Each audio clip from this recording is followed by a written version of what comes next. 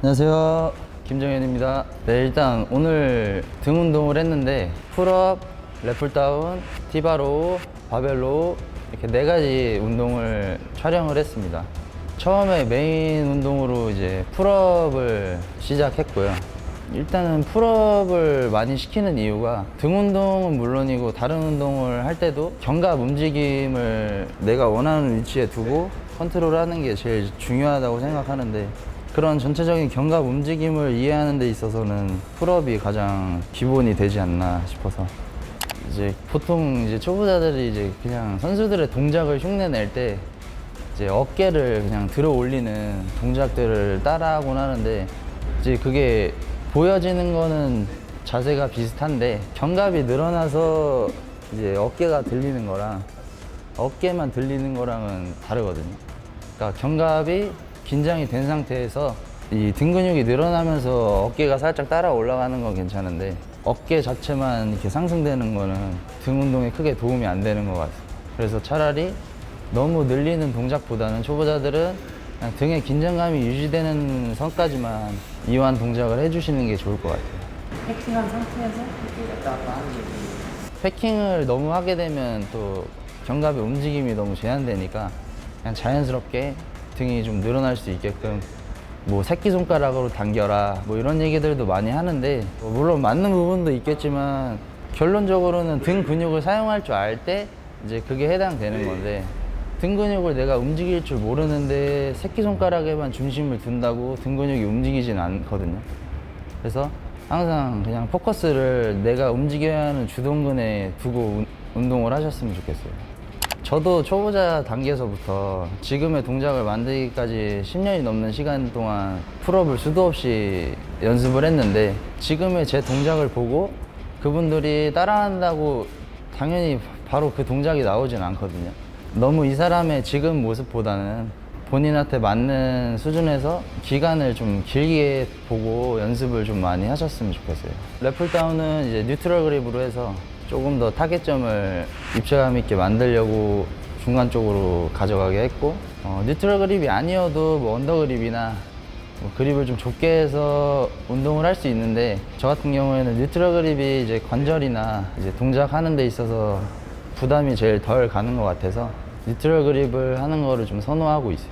네, 뭐 그것도 이제 본인 스타일마다 뭐 체형마다 뭐 다른데, 운동을 이제 하시는 분들한테 추천드리고 싶은 건 몸이 앞뒤로 흔들리기보다는 몸이 최대한 고정된 상태에서 등 근육을 늘렸다가 수축하는 것이 이제 제일 효과적인 것 같고, 보통은 등 근육을 늘릴 때 몸이 앞으로 따라가고 수축할 때 뒤로 눕고 이런 경향이 많거든요. 아무래도 몸이랑 팔이랑 멀어지면서 등 근육이 이완이 되는데, 이제 사람들은 몸이 같이 딸려가 버려요, 늘어나면서. 그러면은 이완되는 범위가 줄어들겠죠.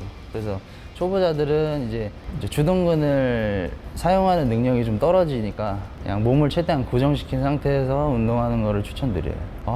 이제 저 같은 경우는 이제 티바로도 뭐 그립이 좀 여러 가지로 나눠지는데, 티바로로 저는 이제 하부도 제가 타겟을 줄 수 있고 중간 쪽도 줄 수 있고 뭐 완전 상부 쪽을 줄 수도 있는데, 보통은 저는 중간 타겟으로 두고 많이 하고, 그러니까 일단 기본적인 동작 광배근을 사용할 줄 알면 이제 그 타겟점은 내가 정하기 나름이니까.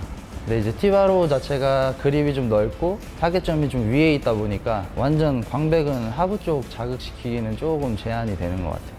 광배 하부 타겟을 주실 거면 그립을 조금 팔꿈치가 모을 수 있는 이렇게 좀 모아진 각도로 되어 있는 게 많거든요. 뉴트럴에 가깝게 해서 팔꿈치를 최대한 몸쪽에 가깝게 붙여서 당기시는 거를 추천드려요.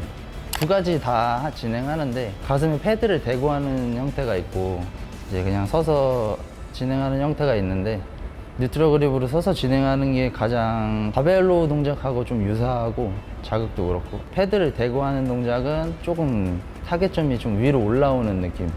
무게는 사실 뭐 티바로 뿐만이 아니라 이제 모든 운동이 다 비슷한데, 내가 동작을 수행했을 때 이제 주동근의 집중도가 가장 좋은 반복수가 나올 수 있는 무게로 하는 게 제일 중요한 것 같고, 이제 초보자들은 반복수가 너무 줄어드는 무게까지 올라가면 주둔근의 자극을 가지고 가기가 어려워서 좀 횟수를 무조건 뭐 10회, 15회 이상 하는 무게로 진행하시는 게 좋을 것 같아요. 네, 이제 제일 기본인 기초고 메인 운동이긴 한데 초보자들이 하기에는 사실 좀 어렵고 좀 어느 정도 숙련자가 해야 되는 동작인 것 같아요.